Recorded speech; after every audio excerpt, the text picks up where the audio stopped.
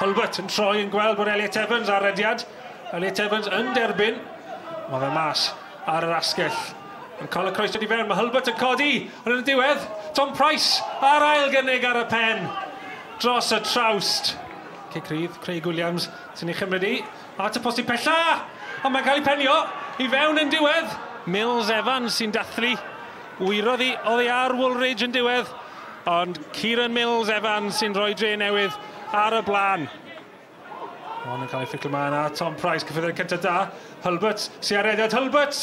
O, am arbediad. Ond yn diwedd mae Baker ar dilyn.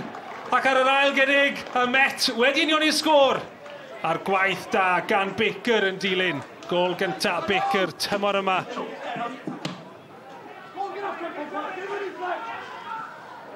Mwandwe yn troi. Mae wedi curo Joe Evans. O, Mwandwe! O, am gôl gampus gan Mwandwe. Gadael i'r bêl fynd. Troi. A dim gobeith i Alex Lang. Just cyn hanner amser. Mae Drenewydd nôl ar y blaen. A mae Drenewydd yn clirio. Lan at Tairnofori. Siub unwaith eto am ddiffyn da. Hulbert yn penio lawr at Drywydd Tom Price. Warman yn cyfyrddiad yn cymryd y bêl oddi wrth Mills Evans. Warman yn dal i fynd a Warman yn gorffen. Warman o'r diwedd yn union i'r sgôr i'r Met.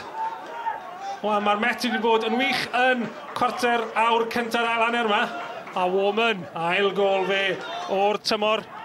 Ffyrgad gan Breeze. Breeze yn dal i fynd, Breeze yn gryf. Ond Chubb yn fwy cyfrwys yn dwy'n y bêl.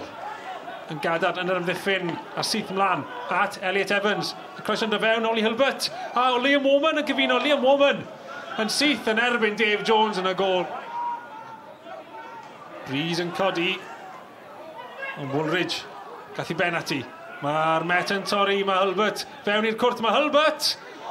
Wow, mor agos. Fi'n siŵr bod hwnna wedi cyffwrdd y postyn oedd e mor agos. Was that a fair result based on how the game went? No, quite simple. We dominated the second half, gave 2 sloppy goals away first half, and in fairness to them, they were in the game first half. But I think even Chris has just said right at the end there, we deserve so much more. Probably one of our worst performances of the season. We never got going. Listen, if I'd been stood in front of you here and having lost the game, I couldn't have had any complaints. That's 2 unbeaten, 2 tough away games. Obviously, we won at Aber on Friday, and we just felt the momentum was with us. But we just looked really flat tonight.